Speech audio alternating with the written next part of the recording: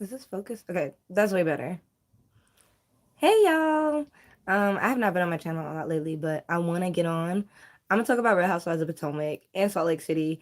I love Real Housewives of Salt Lake City better than Real Housewives of Potomac. I'm gonna be honest with you. I definitely will say that Lisa is not crazy. A lot of people think Lisa is such a terrible person. Lisa reminds me of myself. I'm gonna be honest. I am dramatic. I am overreactive. I feel like yes, Lisa has said things in the past that would make you think, okay, yeah, what they're saying is true. No, I think that Bronwyn, what I don't like about Bronwyn, so let's talk about Real Housewives of Salt Lake City first. Before I do that, I want to say I'm Nia. Welcome to my channel. This is Talking NiaTalk. This is going to be my temporary setting for now. I hope y'all like it. Um, Working on getting an apartment. We got to get our apartment together. But I talk about all types of things, controversial topics. I talk about racism, colorism. You're gonna hear me talk about colorism when it comes to Real Housewives of Potomac. Even what I noticed in the most recent episode, I think it was episode 5. I was just like, what they said, the PPP, whatever, the pink book. Y'all know what I'm talking about. What they said was so gross and disgusting, and I was just like, why? And then even Wendy mentioning the dark side, it was. I think there's more to it than just what they're actually saying. They know about the racism on that show. But let's get into Real Housewives of Salt Lake City. Lisa is my number one. She says the craziest things. I know it was something she said was awful, but I'm just saying, Lisa's Lisa. You can't stop Lisa from being Lisa, and that's what I like about her. But she's not crazy. Bronwyn likes to start stuff. I'm I'm starting to get sick of Bronwyn. I'm gonna be honest with you. I don't like how Bronwyn gets information out of people, and then Bronwyn got the nerve to say it when they get to the group. Like it's almost as if she's getting that information so that she can use it against that person. But then she frames it as in, "I just want to get to know you," such as Brittany. Like I think she was trying to act like she was trying to understand Brittany and get to know what she's talking about and where she's coming from while they were shopping. It looked like they were at a thrift shop. Ain't nothing wrong with going to a thrift shop, but I was like, what y'all doing at a thrift shop? You know, none of y'all shop at a thrift shop. I don't know. Brittany's a whole nother case, but I do like her character. I think she's a gorgeous woman. I do think that she needs to work on her relationship with her daughters. I think that's a little bit strange the way she goes about men and then her kids is like the realm ain't roaming. I know you should put your kids first, but Brittany doesn't. That's another topic for another day. I personally feel that Bronwyn just likes to do stuff. So what Bronwyn did was she tried to say that, well, first of all, she aired out Brittany saying that Brittany did this and said this about everybody in the group. That was childish, that was catty, and she took the attention off herself. Bronwyn is so manipulative and good at taking the attention off of herself because she knows these ladies are not as smart as her. I'm gonna be honest with you. Bronwyn is good at playing victim, victim, woes me. She's very, very good at it. And she acts like a child when she's with her husband, which is weird. I don't, I'm not a fan of that. Um, I think in particular, when it comes to Todd, she listens to Todd. She doesn't say anything back to Todd. It's very strange. So that was the number one thing she did at the dinner table that I didn't like. And once again, with my content, I want you to understand it's not going to be organized and y'all not going to get there are amazing content creators out there that are going to literally go every single minute of the episode. I'm going to talk about highlights that I definitely enjoyed and I definitely thought about and things that pissed me off as well. So that was the one thing Bronwyn did. Number two that Bronwyn did was when she tried to say that Lisa was the one who put her information out there. Meanwhile, Bronwyn was digging up dirt on Lisa. So now she's saying after they done had a conversation, they literally got together, had a conversation, tried to work it out, and did work it out. And then you get to the table just for some action. You decided to say that Lisa was the one who did it, and then you got I want to call her cat face because I don't like what she did to her face. You got what you call it, Heather and Whitney got the nerve to come together and start saying that, oh, it was Lisa that did it. And I feel Lisa's pain because I have been in that situation before where you have a whole bunch of people lying on you, saying this and that, and you're thinking these are your friends or this is a group that you're a part of and accepts you. And then just because they want some drama for the moment or they really want to put blame on somebody, they just end up attacking you because they know that you're the one that's actually just chilling and doing absolutely nothing. I know how that feels, and I didn't like to see how they bullied her. I felt like it was bullying. I did not like to see what they did to her. I think that Lisa I think Lisa has said things that are terrible, but I know she definitely didn't do that. Let me say that's my opinion. I don't think she did. I don't think she even has the time to do that. Who has the time to do that? Nobody got time to do that. Who? Who got the time to do that? You know what I mean? Nobody has the time to do that. So for me personally, I think that she didn't do it. But Lisa is the type to be like, you know, I feel like she does throw out words that most people will not say, and then when someone says something to her, she will cry about it. I would say yes, that's something that Lisa does.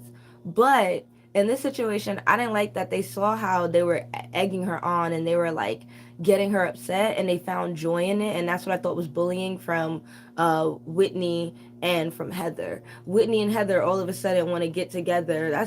They piss me off. I mean, I love Whitney. I really like her on the show. I think she's fun. I love what she brings, but I feel like just for drama, like she's turning into a Ashley Darby. Like you're trying to be a producer's pet. You're trying to create drama. It's not working. You don't need to do all that just to be on the show. Show your life. That's it. As simple as that. I will say I love the relationship with Angie and Mary. They're my favorite. I love their relationship. I think they're so fun. I think that they bring everything that we need to the show that's missing. I love that even when they do have arguments, they come back together and work it out. Angie being sick on this trip was so gross. Also, let's talk about this trip. Having them be on a yacht was pretty cool. They had a crossover between the two shows, which I loved a lot. I absolutely love that they crossed over two shows, and it might make me interested in watching the other show. I think it's called Below Deck. Maybe I'll watch it, maybe not. I'm not too sure, but I'm kind of interested in it. Um, I loved hearing everything they had to say about the cast, talking about these women are crazy, taking their luggage on board, things like that. I thought that was pretty interesting. I like that about the show. I hope that they do that again, where they have a crossover. I think this is the most successful Real Housewives episode that I've seen in a very long time. I will say that I think this is the most successful because of what they did crossing over two shows. That was really smart for Bravo to do, and to have a different perspective than just the housewives that we see. We're actually hearing outsiders who are around them and see what they're doing and know that it's crazy. It is crazy, which is it's kind of cool. I like that about the show. I would say another thing that I did like was the outfits. I like the outfits that they brought. I think Heather did look. She looked snatched. Her body was banging. I think Heather does look great. I like that she didn't do too much because you know a lot of girls will go and get like a BBL or this or that. Heather didn't do that. Heather kept a rich white girl. That's what she did. She kept it classy. I was like, okay, she didn't have to go get the BBL and do everything else. I really respected that about Heather, and I hope that that is something that influences others, that you don't have to go out there and get a BBL just because you're doing weight loss. Um, I liked her look. Whitney looked great as always. Brittany looks great as always. Bronwyn looked good, but I think that it's always the same situation with Bronwyn. You always have to make something a costume. Not everything has to be a costume, Bronwyn. Like, you can just go out there and just do you. Like, you don't have to make everything a costume. Um, what else? Who else was there? Am I missing? I'm missing Lisa. Lisa always wearing the same thing, but I like Lisa. She just put some designer on. She be wearing pajamas at the time. Um, I think Lisa does run the show, and I think Bronwyn is intimidated by that. Um, it's frustrating. I think that Bronwyn and Lisa should come together, but instead I think they come apart because it's like a fight for who has more money. When in reality, Lisa does have more money because Bronwyn doesn't have her own money. Bronwyn doesn't. I think this show is her own money, and I think that Bronwyn will divorce Todd because of this show. I've noticed that when women come onto this show and they have no money and their husband is the heart of their life, they're coming on because they want to divorce them. That's the ultimate goal. You want to divorce them. You want to get away. It's not like you're coming on the show just because, oh, well, I want my husband to be shown. No, and we'll talk about that with Real Housewives of Potomac. That Angel girl is weird. Always talking about Bobby this, Bobby that. When you going to talk about how Bobby cheated on you? Let's say alleged, but we know. We know NFL players. Like, please sit down. And she did look like a catfish, but that's a whole other story. We'll talk about that after Real Housewives of Salt Lake City. I think this was the best episode they've had yet this season. I love seeing them have fun on the boat. I love seeing them swim. I love seeing them just enjoy themselves. I love seeing Angie and Mary come together and was in a separate section of the boat. They all weren't there for the drama because at the time when Mary is there, Mary doesn't care. Mary could care less. It's not like really that. So Mary is just sitting there witnessing all the drama, and Mary usually focuses on her own story in this show, which I think is great how she's been able to do that. Like, you don't really see her focus on the drama with other people. Okay, maybe Angie because she's close with her, but other than that, you don't really see that. So I think it's very, very interesting seeing how Mary has been able to control a lot of the narrative just because she's showing her real life and what's going on with her son. I really enjoyed that. What else? Thank you. I appreciate it. Um, I'd say that's pretty much it. I think that Bronwyn attacks Brittany because she knows Brittany is weak.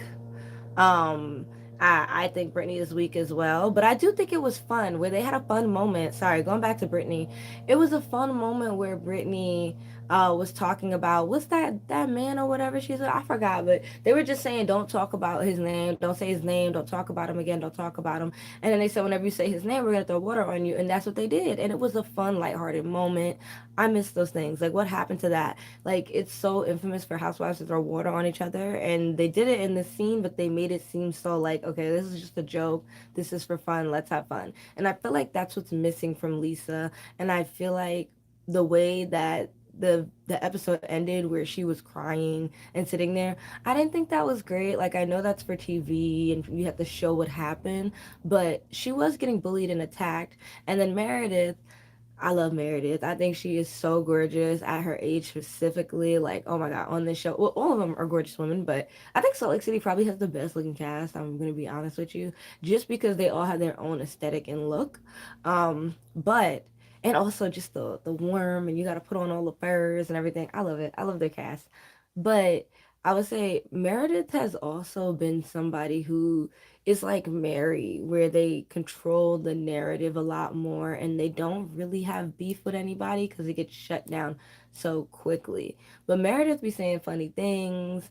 I think that her not being on the side of Lisa was very sad. I think that Lisa had to fight for her own, and that wasn't cool. You have everybody ganging up on you. I didn't like the way Whitney and Heather were literally sitting in a room speculating and spreading rumors literally amongst themselves. Like it was so I've seen that. I've had that happen to me. I've had it happen to me, and I don't like that. Where people get together and they basically come up with the lies so that they can get people on their side. It's like a really terrible tactic. I've had it happen to me. That's why I was like watching the show. I was like, this episode really got to me because I've had that happen to me. I've had people get together, make up a whole lie, get me out of something, and then push come to shove. Oh, everybody's like, wow, like Nia was right the whole time. We didn't even know these were bad people. But you kicked out the person who could have told you the truth before you even got to the truth. You know what I mean? Like before you even came to your senses. I know what that feels like. I got kicked out of this college club. I got kicked out of this job one time just because people are racist, people are mean, people are nasty, and they see that you're not a fighter, you're not reckless, you don't do reckless things. So instead, what they do is they manipulate really weak people in your group so that you can get those weak people to gang up on a person that is very strong but independent. And that's what happens literally in America, like our president. Like you get together a bunch of weak people to vote for you and you just attack people who are very strong but individual. Um, Same thing in our country. So yeah, that was pretty much what I got from the episode. I love the episode Real Housewives of Salt Lake City, the most recent one. It was great. Let's move on to Real Housewives of Potomac. Y'all know I was saying like I don't want to watch the show, but here I am watching the show because like, everybody's telling me they want my review. Angel's weird. Angel's so weird. I don't like Angel. I think she is the basic colorist and NFL wife. I don't like, just my opinion. I don't like her look. I don't like how she acts. I think she was a catfish. Giselle was right. She posted a picture making it seem like this was her when it wasn't her. You is a catfish, and that shows how insecure you are to the world. Like for real. For like I don't get it. And then on top of that, how fake she was acting. All of a sudden, when Kiana's gone, she wants to hang around Wendy and all of them and act like she didn't just tell Kiana that the rest of the group was weird and she likes Kiana. So I feel like on camera she's trying to play both sides. Once again, I think you do have to remember with these shows though, a lot of these women are drinking alcohol. So the way that they feel, maybe the way that they feel, but like they're being faker than normal because of the alcohol. Like I feel like that's one thing we miss. All these women on these shows, honestly, I don't want no, let me alcoholic. Let me just say it out loud. They all drink heavily because to bring out character, to bring out about yourself, some people do have to have alcohol, and I'm not saying that it's wrong or right. I'm just saying that it can get dangerous on the show because we don't see how much alcohol they're consuming. We just see them sitting at dinner, but you see how you see them sitting at dinner having alcohol, and then you see them having, they go to their little, after party, and they're having more alcohol, and that definitely gets to people's emotions, especially us women. So you have to think about those things, and I feel like Real Housewives of Potomac drinks the most, in my opinion. From what I've seen on the show, I feel like they drink heavily. Real Housewives of Beverly Hills doesn't drink that much. I definitely feel like Real Housewives of Potomac drinks heavily. Real Housewives of Salt Lake City, I don't think they're pretty much of a hard liquor group, but they could get pretty lit when they get lit. When Jen Shaw was there, they were getting lit. So I don't know about that. But I do think that people go past their limit and producers don't care because they're like, they're going to act crazy if they drink more. So that's how I feel when I see a lot of content from Real Housewives of Potomac. I don't feel like anyone's giving Potomac except for that one British girl. I feel like she is giving Potomac, and I want to hear more of her story and get to know her more. I don't know why Jazzy is on the show. By the way, I just don't get it. I don't get Jazzy. I don't like who she is. It's like I don't like this black girl cast that they have, and I'm a black girl saying that. I don't like the black girl cast that they have created. It's not us. It don't look like us. We don't act like that, and they all seem fake. Like, how y'all gonna celebrate Wendy's birthday, and then now that the whole fraud case has been opened up, y'all out here talking all types of junk about Wendy as if that wasn't your friend on this season. So I feel like what has happened to Wendy and it's being public, right, has affected the show. The show is not as good anymore. Like, I'm just thinking about, like, Wendy, I know you lying. All these clothes you're wearing, all this jewelry you have, the hair, the makeup. I'm thinking about what is alleged about Wendy right now. And what I see could be true because a lot of people commit fraud on those shows. Like, those bags are expensive, the hair is expensive. It's not easy. But you just got caught because one, America's racist, but then two, girl, you're not a criminal. Wendy is not a criminal. She has a whole bunch of degrees. She is book smart, but she's not a criminal. She's not a criminal at all, in my opinion. And that's why she got caught. Because if she was a real criminal, she wouldn't have gotten caught. Jen Shaw ain't get caught for a minute. Jen Shaw had some heavy duty crime. Even speaking of Jen Shaw, she be taking pictures and showing herself from the jailhouse. Like, girl, bye, go sit down. I'm sorry, go sit down.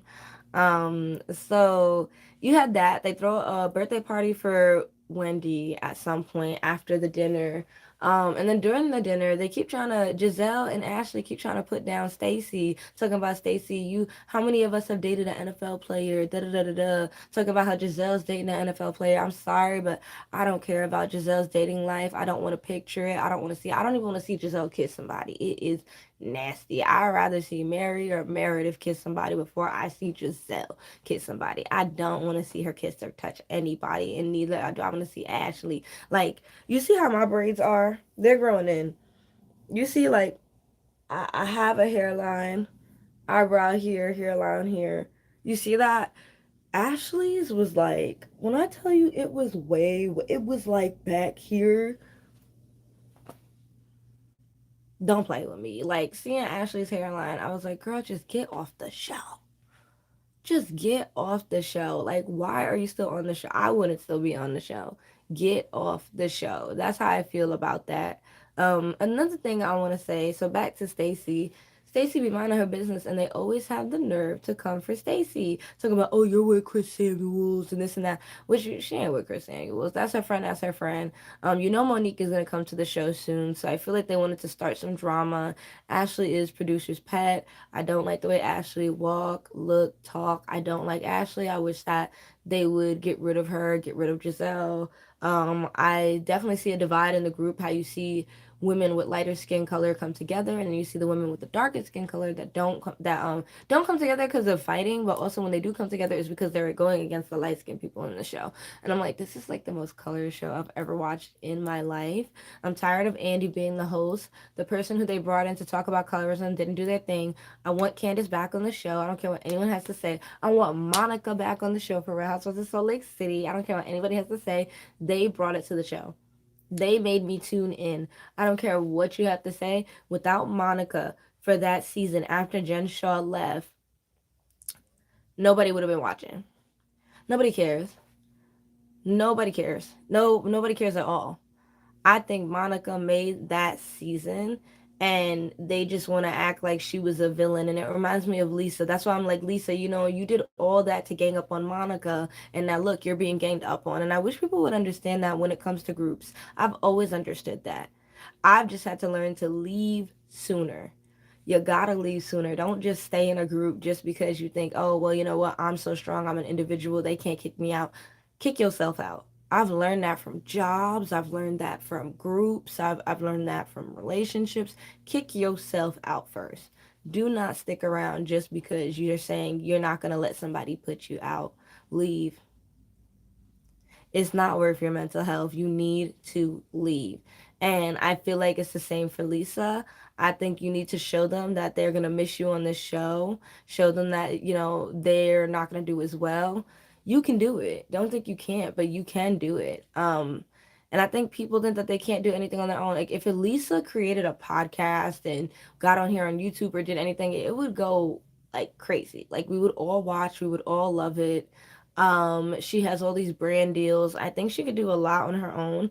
I think seeing the specific scene where she was crying and got bullied so bad, like I know how that feels when you get caught off guard. You're like, yo, my friends just did that. Like you saw how Whitney and Heather sat there and just was like conspiracy theorying and basically making it seem true and having Meredith say things, even the way Meredith had to say things. If it is true, then it's not right. No, not if it is true. It's not true. You don't have any proof and you don't know anything. It's not true. So that's how manipulative people take advantage of weak people to turn on their own friend groups. Had that happen to me several times in my life. Trust and believe me. It's not fun. Um, so yeah, that's pretty much what I have to say about the episode for that. Back to Real Housewives of Potomac. Sorry, I jump all over the place. I think that's the same thing that happens with Kiana and Wendy. I feel like there's people putting stuff in their ear. I feel like Kiana and Wendy are weird. They're being super fake. I'm like, why do y'all have to argue? Why do y'all have to get upset about what? Like, y'all were like this. And I definitely feel like it could have been when Wendy started scamming. Like, her attitude changed. And I just feel like Wendy is very weak because she wants to be liked by Giselle and Ashley so bad that she forgot about her real friend Kiana. Now, Kiana is weak because she's feeling like, well, you know what, people like me, people love me on the show, so now I'm going to be able to act like this and do this and that. When I feel like, Kiana, you're not a mean person.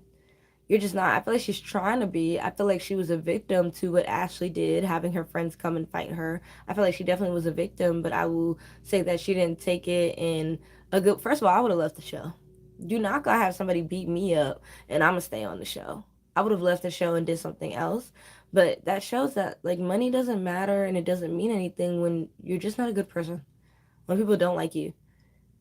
So I feel like Kiana doesn't think she can do anything else. As for Real Housewives of Potomac and men, I think it's so sad. Like, why are we talking about NFL players? Why are we, like, that's your, like, I know it's called Real Housewives, but maybe that's it, because I'm not, patriarchal, misogynistic, yeah, I'm not like that. But I'm just like, y'all gotta do more. And then for Giselle to talk about Angel and say, what do you do? This is why we're bad bitches. Like, we do stuff on our own. No, you don't. Because you still feel like you need a man. I feel like Giselle doesn't need a man at all. I'm gonna be honest, she did it, she's done. But like I feel like they're trying to push that onto her so bad. Like they really are. I'm like, y'all have everything you need. You did the man thing. Move on. Like I don't there's people who haven't even done it yet. So like I don't understand why Giselle is pushing that so hard or people push that onto Giselle. I think that you should be able to just have fun and go on about your day. They're not letting Giselle do that. I don't like Giselle. I'm defending her right now, but I don't like her. But I'm just saying I still love women, and I'm like that's not okay that people are pressuring her to be with the man or to talk about it or to open up. And then Wendy saying that they almost got Giselle to open up, and then Ashley came here and ruined it. Y'all always drinking. It it doesn't matter. It doesn't matter. I think Ashley was sober enough to say, hey, you know what? We're going to stop you right there. So it's the way that Giselle and Ashley have protected each other. I think, yes, because they're both, come from a colorist background, but that is the show. I don't like seeing a divide. I want to see Karen. I'm tired of the show. Like, I want to see Karen come out. I want to see her say something. I want to see her do something. I don't know if Karen's going to come back. It's not giving she's coming back because we haven't seen any clips of her at all yet. I feel like, this group of girls don't really like each other, especially Jazzy and everyone being in there. The only person I really like on the show right now is the girl from the UK. I think her story is interesting. I think she's giving Rich, she's giving Potomac. Everybody else ain't giving Potomac. They are not giving Potomac at all. But that's what I have to say about this show. I'm gonna do more lives like this more often. I like this setup a lot better. The lighting is really good, so that's nice. But have a great day. I'm gonna make another video talking about women and things that I think are interesting. Stay tuned. Bye.